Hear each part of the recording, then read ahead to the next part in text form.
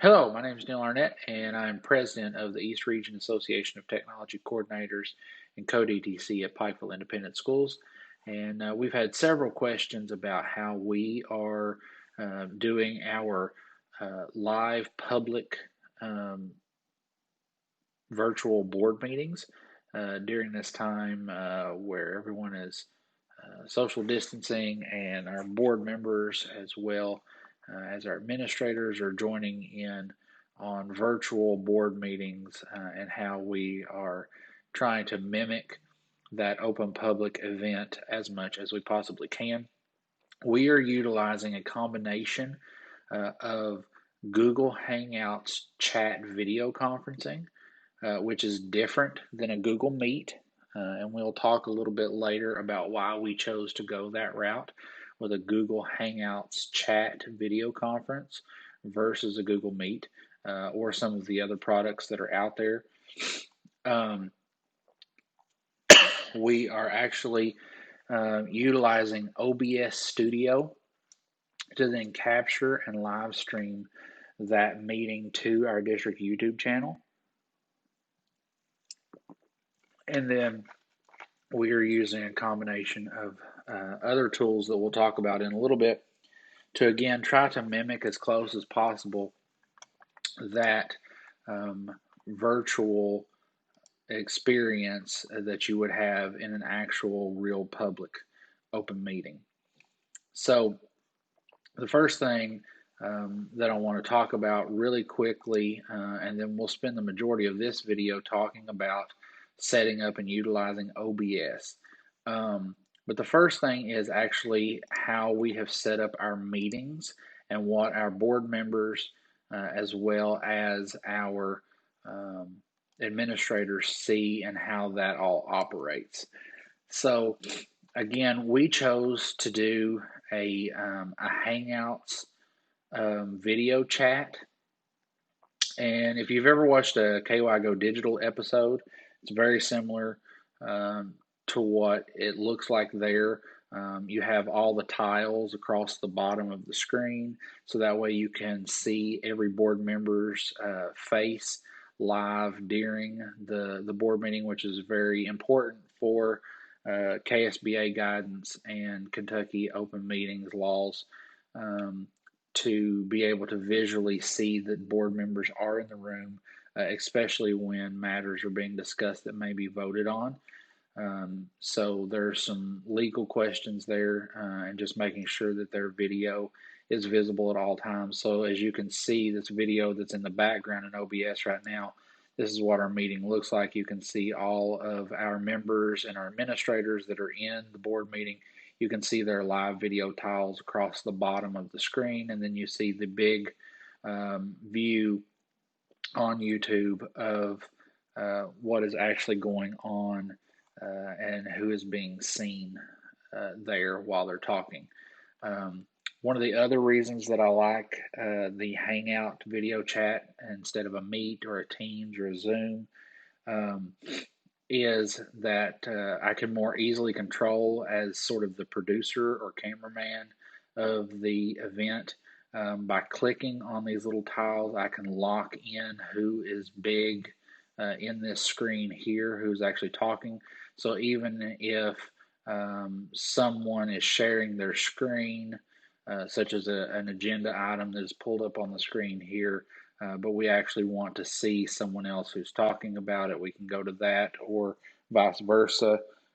We can actually click and move between camera views more easily by clicking on these tiles at the bottom of the screen during the event. And rather than it just bouncing when it hears sound, which is what it will do to whoever is the active speaker. One of the other reasons that we went with a Hangouts video chat instead of a Meet is it's a more secure link. You have to actually be a user of our Pikeville Independent Schools Google domain. So all of our board members and administrators are logging into this meeting with staff accounts on our Google domain. And so we feel that's a little more secure because it's not a public link. So in this document that I have linked, there is a step-by-step guide that has links to things such as this document. These links here are actually fake; they're not real links. We are very cautious to make sure that these links are not shared with the public. These are only shared with our members via this document. And then if any time we feel that those links are compromised, we can actually swap these links out for new meeting rooms. And so we can talk later about how to actually set up those meeting rooms if you need to. You can see at the top of my screen, I have them bookmarked. And so what they are is they are actually just group conversations over, if you go to hangouts.google.com, you can create a conversation and then you can actually start a video call with the people in that conversation. And so that's what those links are there. We also created a second closed session meeting room, and so it's just like the regular, what we call our board meeting room. We have a closed session room, and so we can mimic the experience of the board members getting up and walking into a secondary conference room if they have to have an executive or closed session. They would actually hang up from this first call. They join this secondary call while we have a screen up on YouTube that says we're in closed session. The stream will resume momentarily. And they have a private meeting in this closed session room. When they're finished there, they hang up from that call and then they click back on the link on their device to rejoin the board meeting room. And so then they will come back in, and as we see them pop back in on the bottom of the screen, like you see over on YouTube, that is when we will unmute the microphone, and when the chair says everyone's in and is ready to call the regular session back to order and vote to come back into regular session, then we will go back live with that video feed over in OBS. A couple of the other things that we did, and there's links in the document that will accompany this video. We have created a Google form in order to mimic the public comment section of our board meeting.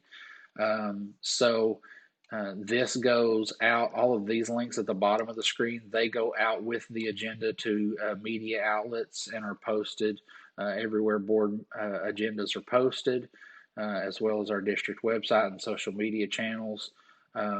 This public comment is a Google form, and so this link will go out.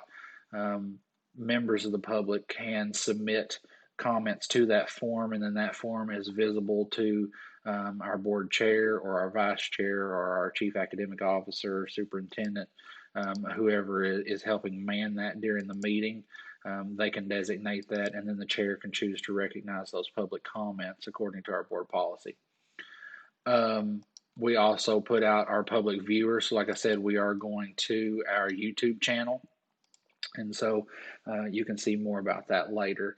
If for some reason we need to bring in a guest speaker, a guest participant who's not a member of our district domain, or someone that has submitted a public comment that the board would like to have further discussion and have a video public comment, we would actually send them a Google Meet link. So again, this is an actual Google Meet, like you would create in Google Calendar when you add conferencing. And so it is not a Hangout chat like we're using for our meeting room. It is a Google Meet. And so we thought it was important to keep guests as well as public commenters in a separate room. So that way we have more control over that, and we have our secure links, especially given some of the security issues surrounding some of the other video chat platforms that are out there.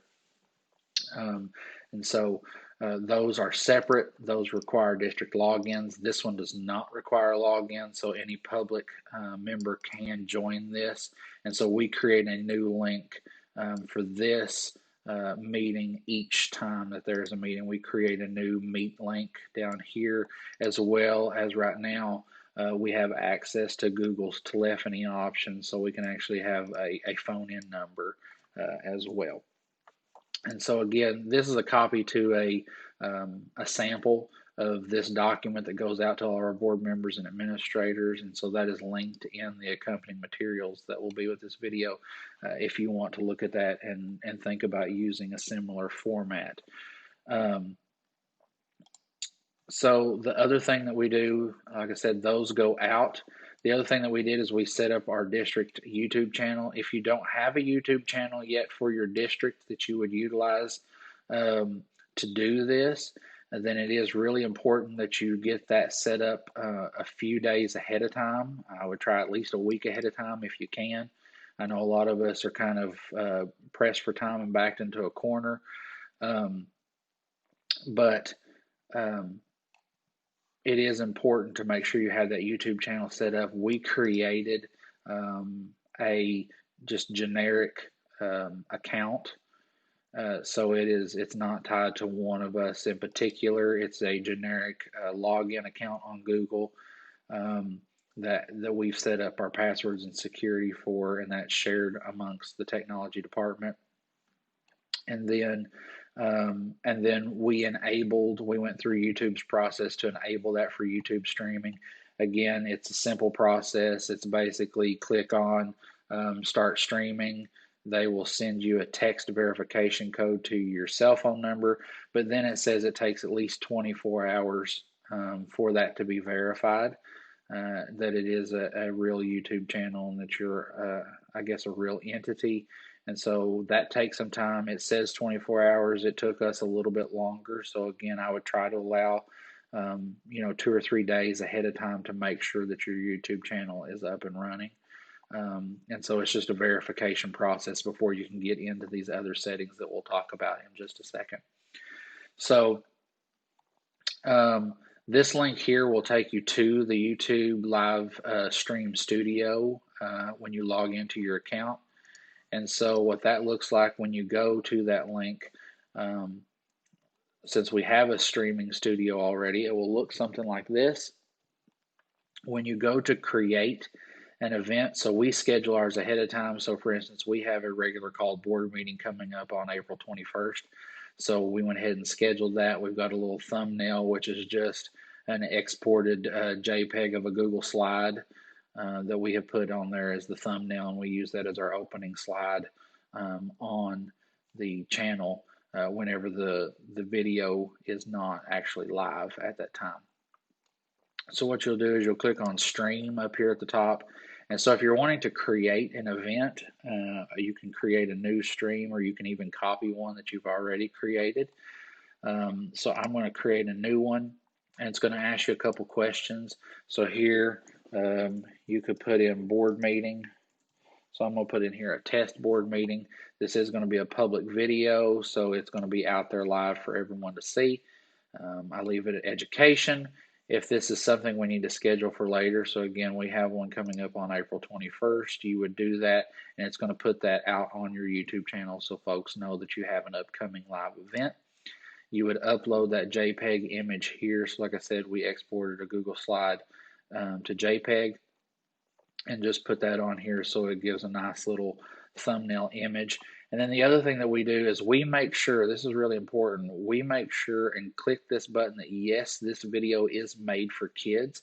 Because of some of the COPA regulations, when you choose this box, it will actually turn off the live chat on YouTube, and it turns off comments on your videos.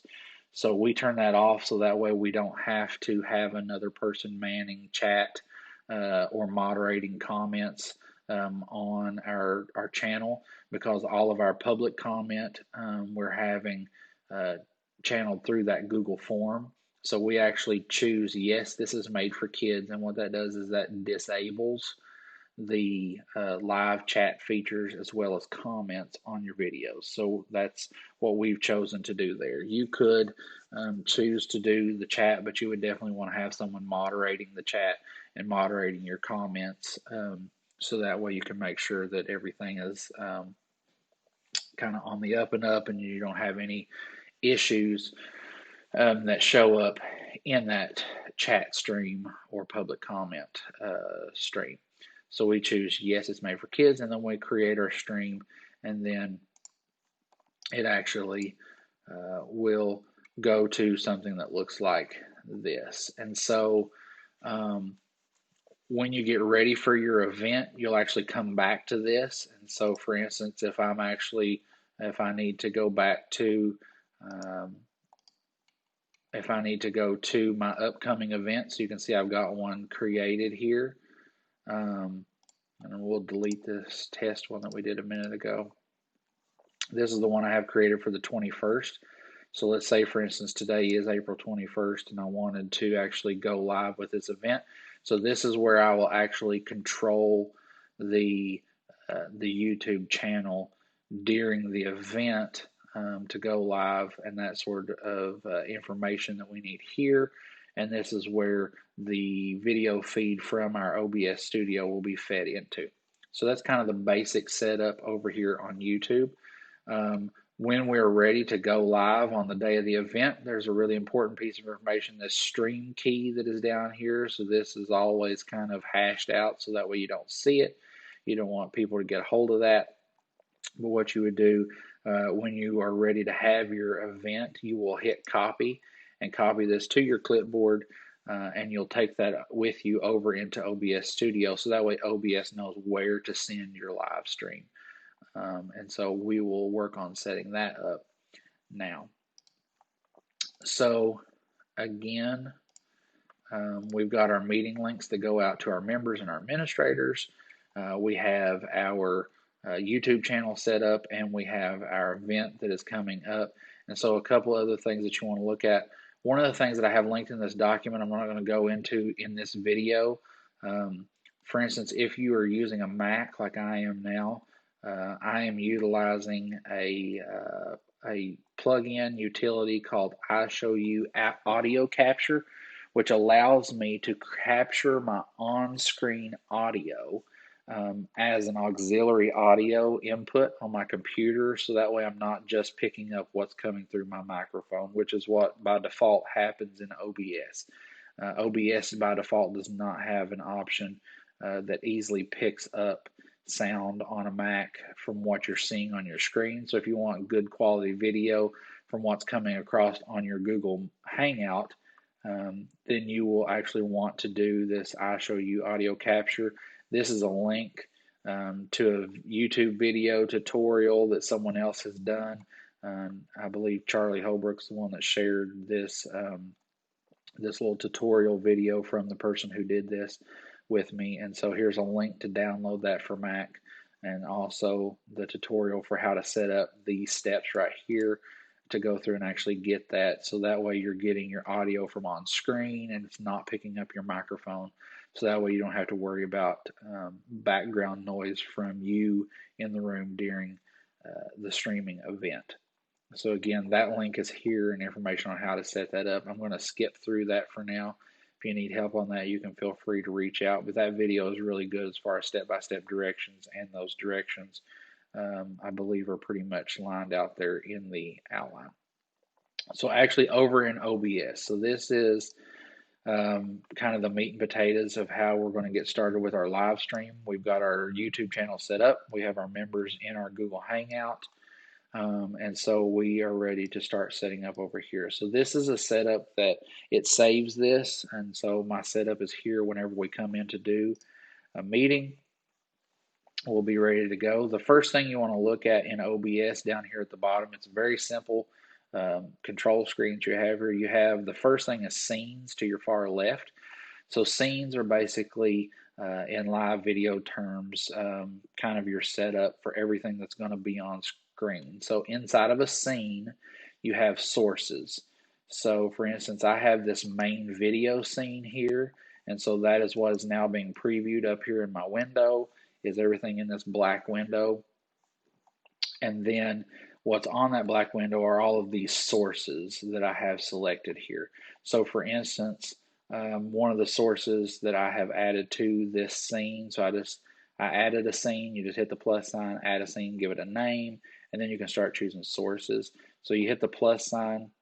When you do that, you have lots of different things that you can choose as a source. So one of the sources that I'm using is actually an image source. And so again, I have a PNG file, which is this little logo that we have up here, transparent. So we've kind of sized it and placed it in the corner, so it'll be a little logo on our YouTube channel. So that is just an image. That's just a PNG file that we've loaded in there. And so you have the little lock over here on the side. When you get it where you want it, you hit that lock and it'll keep you from accidentally moving it around during your show. Because when it's on YouTube, it will actually show it floating around the screen if you accidentally click on it. So you don't want to do that during your live stream event. The other thing that we do, and this is how you actually get your Google Hangout meeting in to your OBS studio to stream it out to YouTube. And so what we have there is we hit plus sign, we're doing a display capture.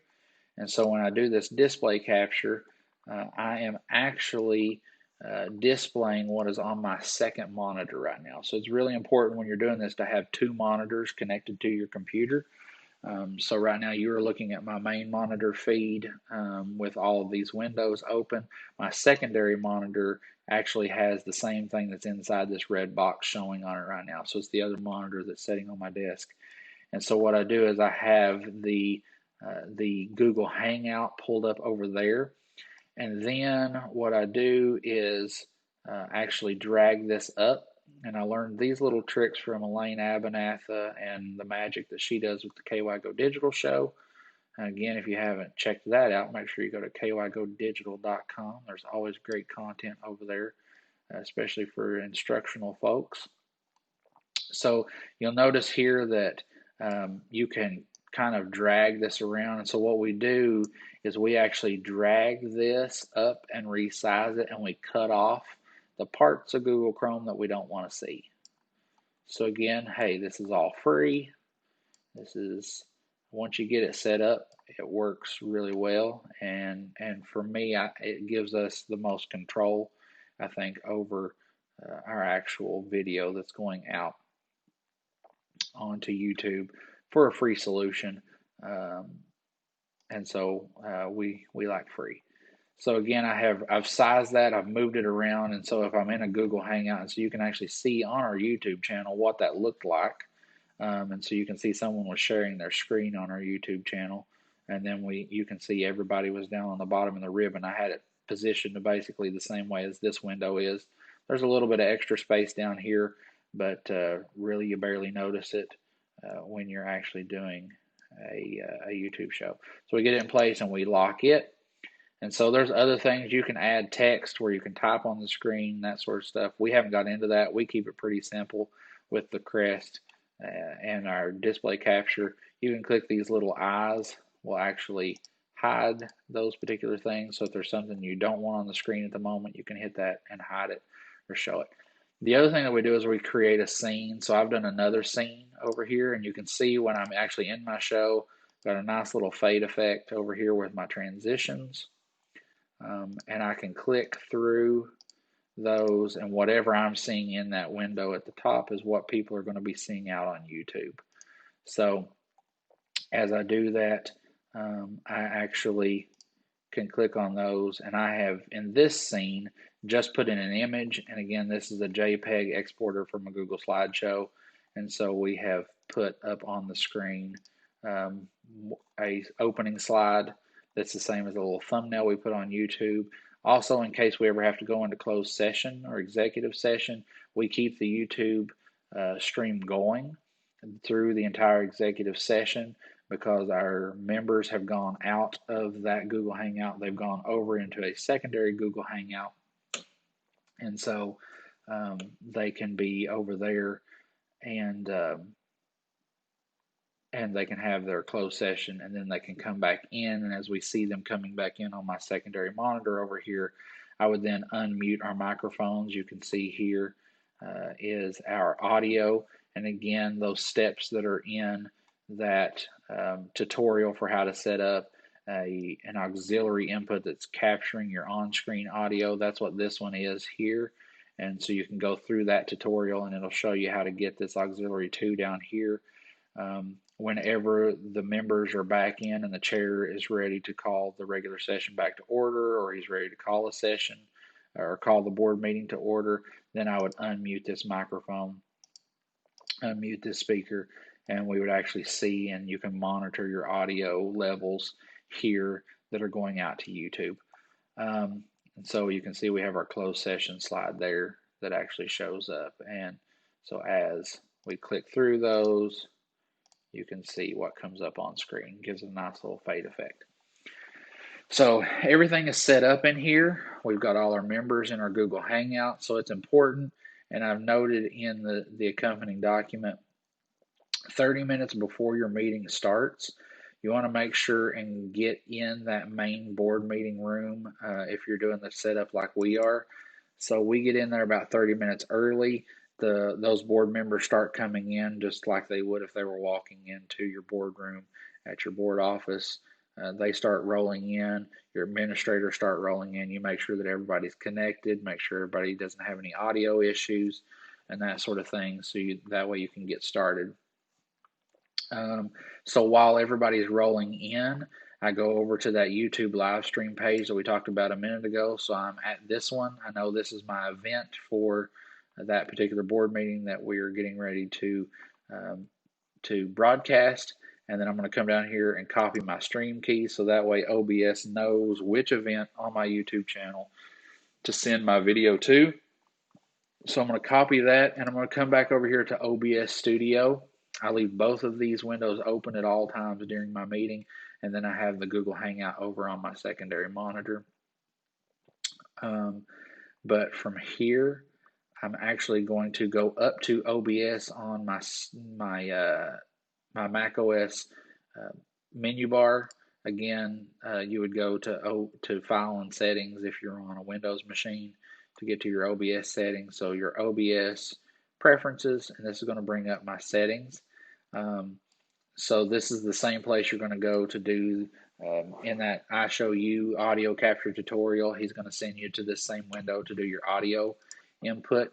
You're going to select that as your audio. Right before your show starts, we grabbed that stream key from YouTube a minute ago. We're actually going to come here to stream. We're going to make sure our service that we're streaming to is YouTube. If you choose, if your district has a large Facebook following, you could do this to Facebook Live as well. And there are steps that you can go through on that.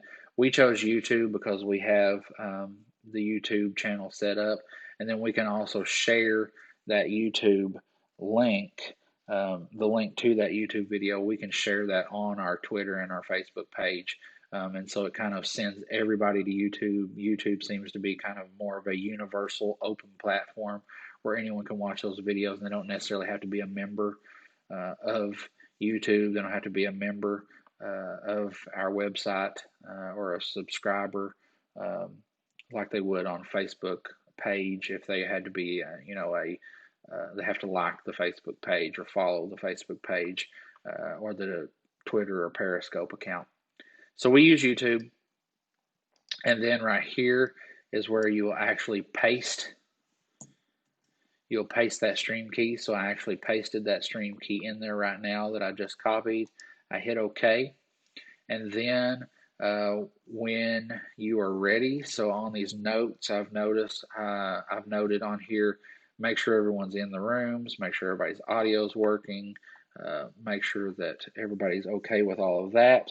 Check your audio levels over here on your mixer. You want to make sure and have your opening slide up so that way when you go live, you're not immediately jumping to whoever's on camera. So I've got my opening slide up. I'll have my audio muted until the chair says he's ready to go. At about 2 minutes or so before, actually probably 5 minutes before at least, I go ahead and hit start streaming. So when I hit start streaming, that doesn't actually send it to my viewers yet. That is just going to start OBS encoding our video over to our YouTube studio.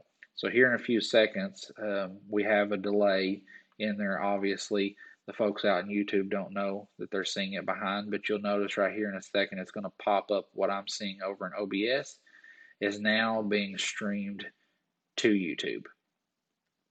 And so over here in YouTube, you'll see that coming through.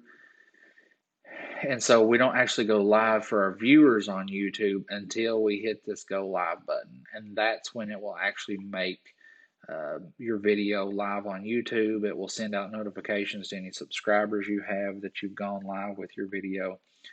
And so you can preview over here that that's actually coming through.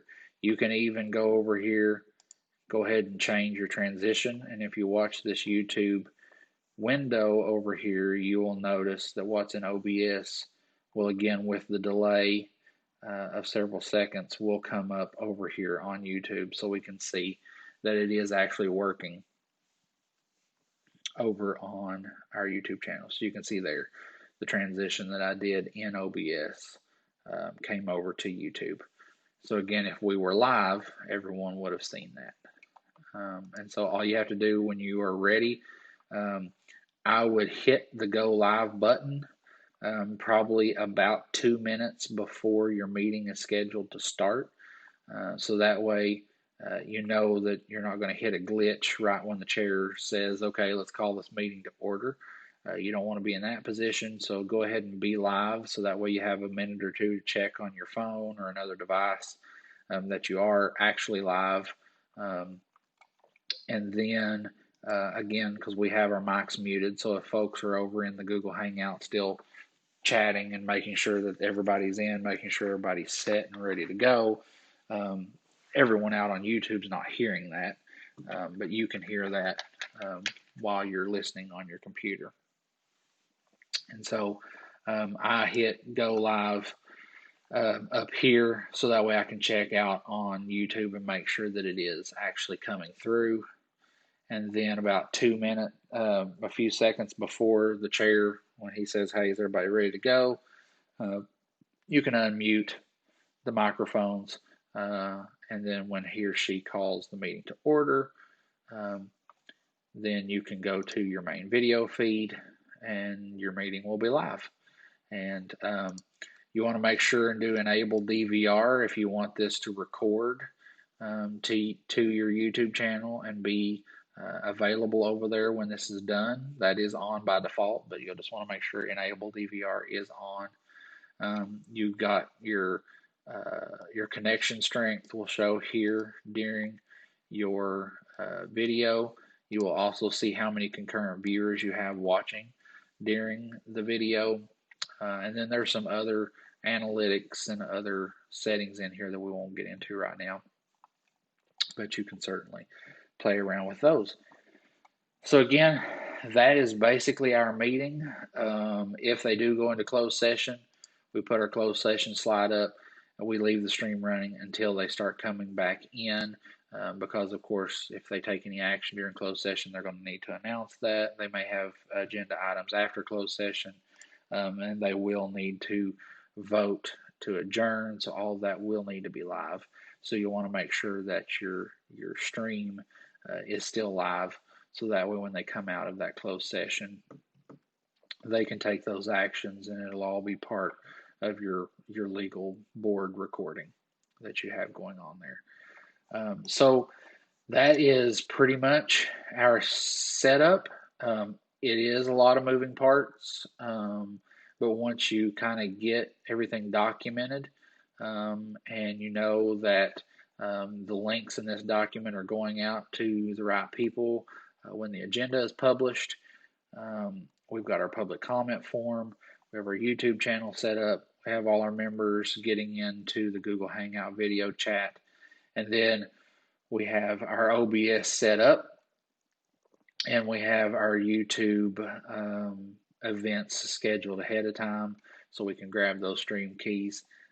It goes pretty well. We did our first board meeting just a couple days ago, actually on April 13th. We did our first one this way, and all in all, it went pretty well.